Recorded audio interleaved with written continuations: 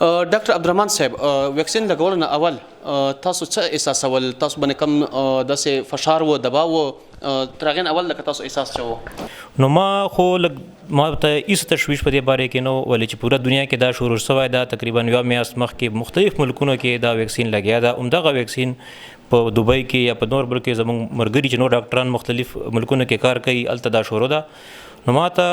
هیڅ دغه نه او ما چې اوس ویکسین ولګولو نو دې ویکسین کې ما ته هیڅ تکلیف ونه شو نه پکې درد وشو نه تبه شوې ده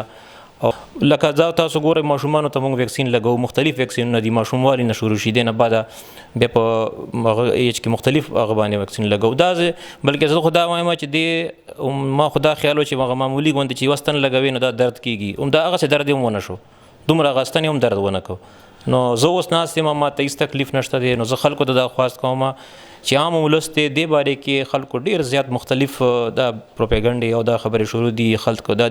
دا شاید خلک ومني اول چې دا بیماري شته ده او دا نوې یو بیماري ده دې باره کې د احتیاط هم خلک کوي خلکو احتیاط نه کولو له وجې نه دا خلک دومره دغه تاسو ته پته د هر کور ګاونډ کې بهرې محلې کې په خلک افیکټ شوي دي او متاثره شوي دي اوس دا ویکسین دې دپاره ده چې یاره دا بیماري اخر په دې طریقې باندې مونږ کنټرول کولی شو د اوسه پورې هېڅ دوايي او هغه نشته دی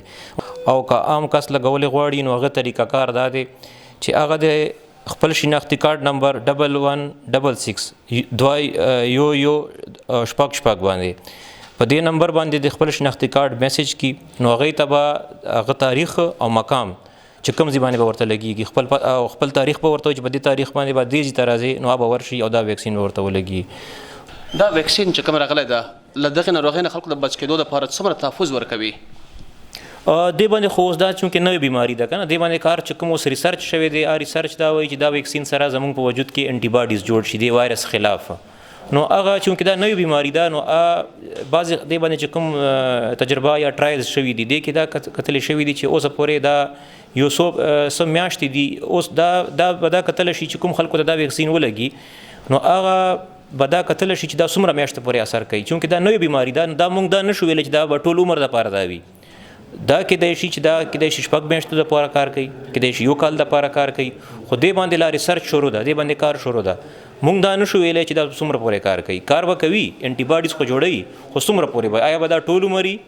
یا 6 میاشتې به 1 کال به دا کېدای هغه شي دې باره کې لا کار شروع ده موږ دا نشو ویلی چې دا څومره پورې په کوم حالت چې لګول پکار دی آیا که یو کس ته اکټیو کیس وي کرونا ناروغي ورته سوي وي که دا ویکسین نه اول پی سی آر یعنې د دې ټیسټ کول پکار دی چې آیا دته کرونا نشته لکه دا کوم حالت چې دا ویکسین لګول پکار دی دا د ښه پوښتنه وکړه دې کې دا خبره ده چې کوم کس اوس موږ دا شروع کړی دی اکثر موږ هغه خلکو ته لګوو چې کوم چا تبه نه وي هغه وخت کې څه بله داسې بیماري نه وي ورته چې سینې بیماري د زړه بیماري نه وي ورته مخکې نه سینې بیماري نه وي ورته